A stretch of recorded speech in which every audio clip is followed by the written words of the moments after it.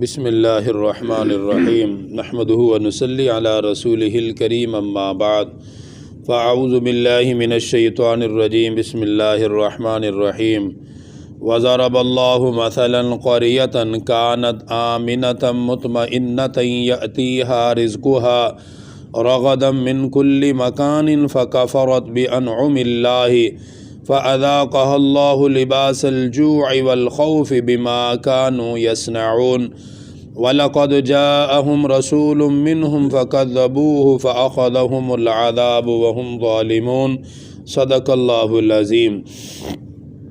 ان آیات مبارکہ میں اللہ سبحانہ و تعالی نے یہ ارشاد فرمایا کہ اللہ تعالیٰ تمہارے لیے ایک بستی کی مثال بیان فرماتے ہیں، اور وہ بستی ایسی تھی کہ جس میں اللہ تعالیٰ نے امن اور سکون کو پیدا فرمایا، اور اس بستی والوں کو اللہ تعالیٰ نے ہر طرف سے رزق عطا فرمایا، اور رزق بھی اللہ تعالیٰ نے انہیں خوب فراغت والا دیا کہ انہیں خوب پیٹ بھر کے کھانا پینا اللہ تعالیٰ نے نصیب فرمایا۔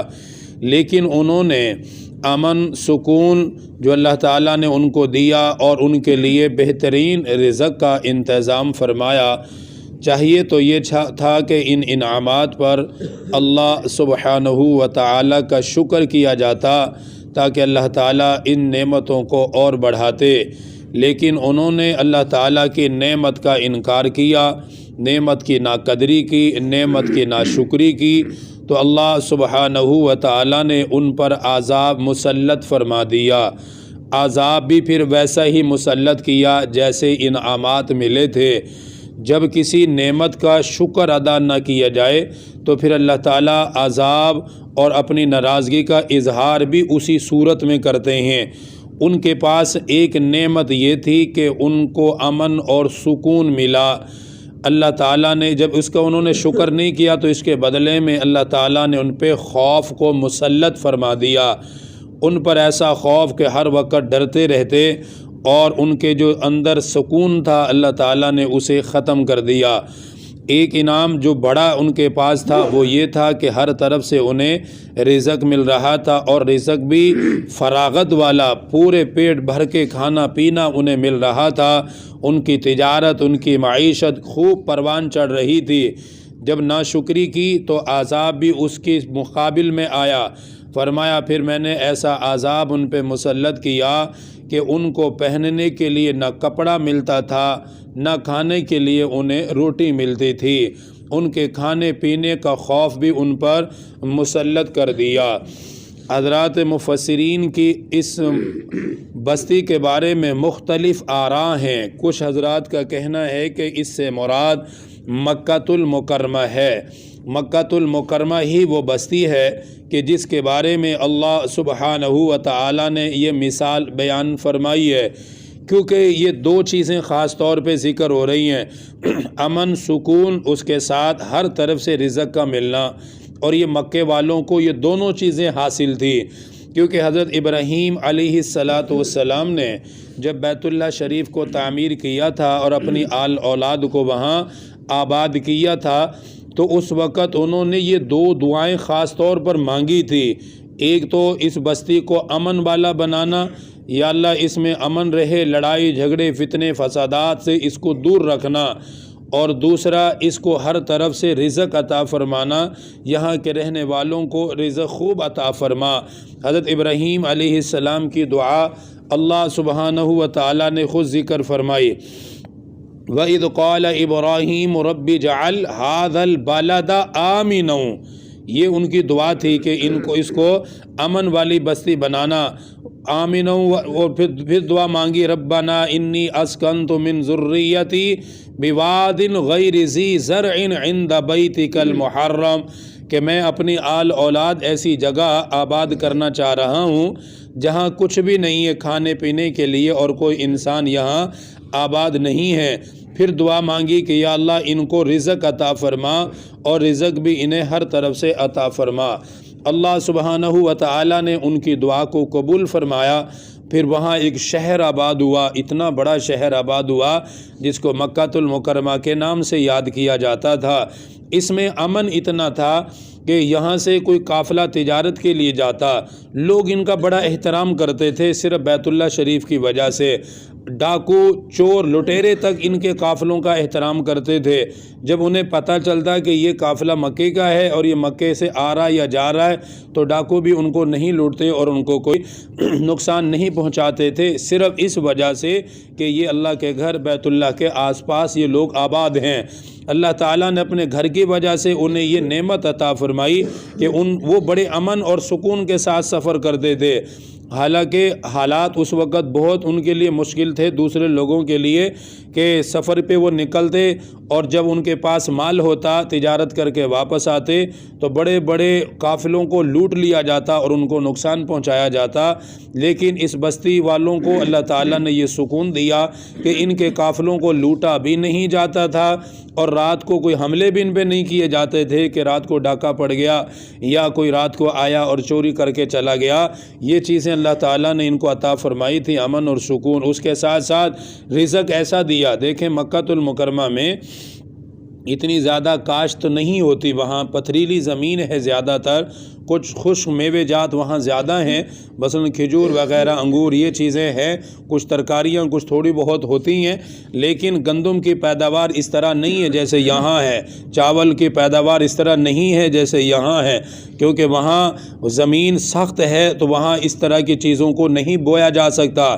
لیکن اللہ سبحانہ و تعالیٰ نے حضرت ابراہیم علیہ السلام کی دعا اور آپ صلی اللہ علیہ وسلم کی پیدائش چونکہ مکہ المکرمہ میں ہونی تھی، آپ صلی اللہ علیہ وسلم نے وہاں تشریف لانا تھا، اس لیے اللہ تعالیٰ نے ان کو یہ انعامات دیے کہ اگرچہ وہاں پیداوار ہر طرح کی نہیں ہوتی لیکن آج بھی وہاں کوئی بندہ جائے جس پھل اور سبزی کا موسم بھی نہیں ہوگا وہ وہاں بھی مل جاتی ہے، وہاں ہر چیز آسانی سے ملتی ہے، ہر چیز وہاں ملتی ہے، اتنی وفر مقدار میں ملتی ہے کہ جس کا حساب کوئی نہیں ہے، ہر چیز کبھی نہیں ہوتا یہ کم پڑ گیا، یہ ہو گیا، یہ تھوڑا ہو گیا، اللہ تعالیٰ نے ہر طرف سے ان کو رزق عطا فرمایا۔ اس وقت بھی یہی حال تھا، لیکن انہوں نے کیا کیا، نبی پاک صلی اللہ علیہ وسلم کی نبوت رسالت کا انکار کیا۔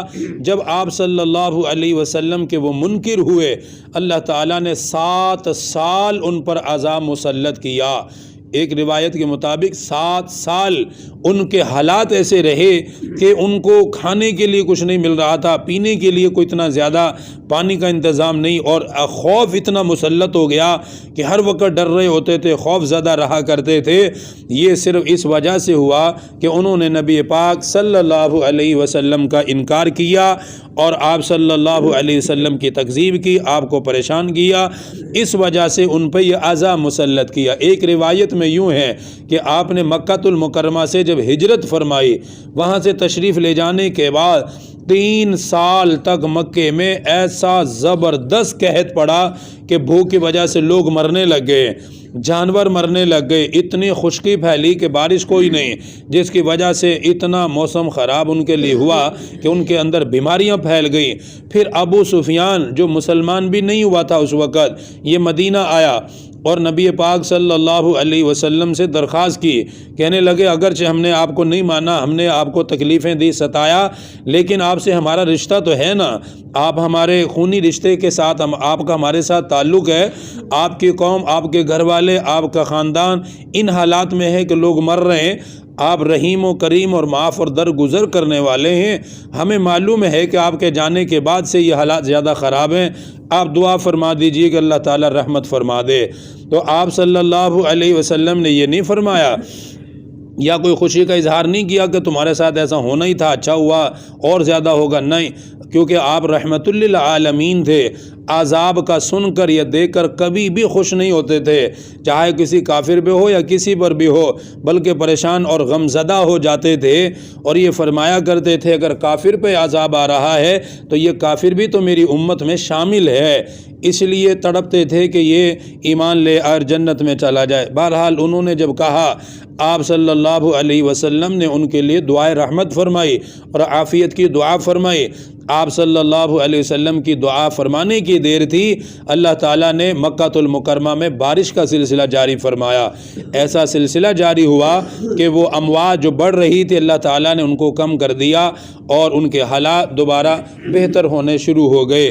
پھر ایک وقت ایسا آیا کہ مکہ پھر فتح ہی ہو گیا، پھر اسلام کا وہ مرکز ہی بن گیا، اللہ تعالیٰ نے وہ مسلمانوں کو عطا فرما دیا، آج تک ہے اور قیامت تک انشاءاللہ مسلمانوں کے پاس ہی رہے گا۔ تو اب وہ دونوں نعمتیں وہاں پھر موجود ہیں، امن، سکون اور ہر طرف سے رزق، یہ ساری چیزیں آج بھی وہاں مل جاتی ہیں۔ کوئی بھی مکے میں حملہ نہیں کرتا، یا کوئی لڑائی جھگڑے فتنے فسادات نہیں، یا کوئی جنگ کے معاملات نہیں ہوتے، حدود سے باہر جا کر یہ معاملات کیے جاتے ہیں۔ تو بہرحال ارشاد فرمایا وَضَرَبَ اللَّهُ مَثَلًا قَرْيَةً، بتلائی اللہ نے مثال ایک بستی کی، نام نہیں ذکر کیا، اس لیے اسے ہر وہ بستی، ہر علاقہ اس سے مراد ہو سکتا ہے کہ جو لوگ ناشکری کریں تو اللہ تعالیٰ ان پہ عذاب مسلط کر سکتا ہے، اس لیے نام نہیں لیا، بغیر نام کے ذکر کیا۔ اس لیے مفسرین نے مختلف بستیوں کو ذکر کیا کہ فلاں بستی بھی ایسی تھی، فلاں بستی بھی ایسی تھی، ان پر اللہ نے عذاب بھیجا۔ تو فرمایا ایک بستی کی مثال سنو، وہ کیا تھی؟ کانت آمنتم مطمئنتین، ایسی بستی تھی کہ جس میں امن، سکون اور چین تھا۔ یأتیہا رزقہا رغدا من کل مکان، چلا آتا تھا ان کے پاس رزق ہر جگہ سے، ایک دو جگہ نہیں، ہر جگہ سے اللہ نے ان کو رزق دیا۔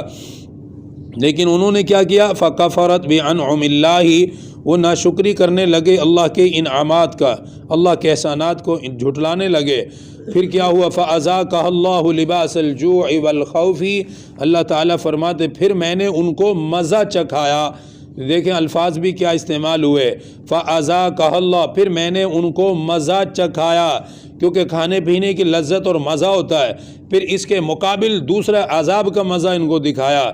یہ اللہ تعالیٰ ان پر ڈانٹ ڈپٹ کی صورت میں یہ بیان فرما رہے، فَأَذَاقَهَا اللَّهُ، پھر ان کو چکھایا اللہ نے، لباس الجوع والخوف، کہ انہیں کپڑا نہیں ملا پہننے کے لیے، ان کو بھوک نے مارا، ان پر بھوک کو مسلط کر کے اللہ نے یہ عذاب ان کو چکھایا۔ اور یہ کیوں ہوا؟ بما کانوا یصنعون، یہ ان تمام چیزوں کے بدلے میں ہوا جو انہوں نے کرتوتیں کی تھی۔ اور وہ کیا تھی؟ وَلَقَدْ جَاءَهُمْ رَسُولٌ مِّنْهُمْ، ان کے پاس پہنچا انہی میں سے ایک رسول، فَكَذَّبُوهُ، انہوں نے اس کو جھٹلایا۔ اس لیے نبی پاک صلی اللہ علیہ وسلم اس سے مراد ہے۔ فَأَخَذَهُمُ الْعَذَابُ وَهُمْ ظَالِمُونَ، پھر پکڑا ان کو عذاب نے اور وہ گنہگار لوگ تھے، اس لیے ان کو عذاب نے پکڑا۔ پھر حلال اور حرام کو بیان فرمایا، فَكُلُوا مِمَّا رَزَقَكُمُ اللَّهُ حَلَالًا طَيِّبًا، سو کھاؤ اللہ تعالیٰ کے دیے ہوئے رزق میں سے جو پاکیزہ اور تمہارے لیے حلال ہے۔ وَاشْكُرُوا نعمت اللہ، اس لیے بیان فرمایا وَاشْكُرُوا نعمت اللہ، اللہ کی نعمتیں کھاؤ پیو، لیکن اس کے ساتھ ساتھ اس کا شکر بھی ادا کرو۔ ان کنتم ایاہ تعبدون، اگر تم اسی کی عبادت کرتے ہو تو پھر اس کی نعمتوں کا شکر بھی ادا کیا کرو۔ اللہ تعالیٰ قرآن حکیم کی صحیح سمجھ نصیب فرمائے۔ الحمدللہ رب العالمین، والصلاة والسلام علی سید الانبیاء والمرسلین۔ ربنا آتنا فی الدنیا حسنہ وفی الآخرۃ حسنہ وقنا عذاب النار۔ اللہم انی اسألک الہدی والتقی والعفاف والغنی۔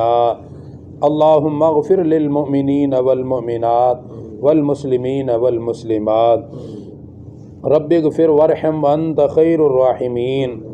وصلی اللہ تعالی علی رسول خیر خلقہ محمد وآلہ وسلم۔